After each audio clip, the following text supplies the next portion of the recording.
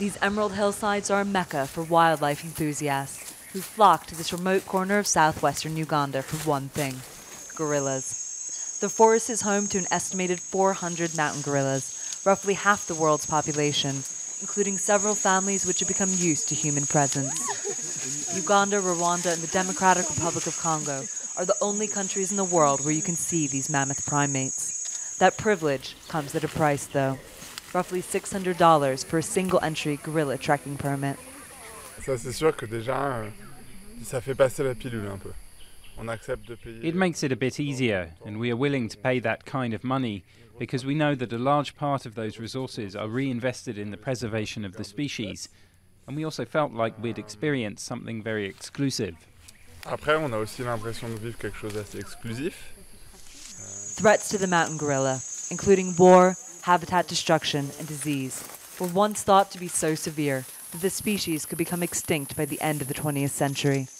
But the population has increased significantly in the last 3 decades, largely due to improved conservation efforts. Gorillas are not the only ones benefiting. Tourism dollars have boosted the economy of local communities that surround the park.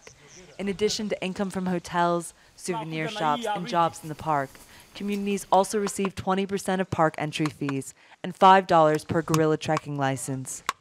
Although it can't cover the whole community, but at least, yeah, there is some improvement. Because most of the people used to stay in grass thatched, now they are living in iron sheet. So tourism is doing a great thing. Yeah. And yet it can be difficult to balance species survival with the needs of a still impoverished region. Human-animal conflict remains.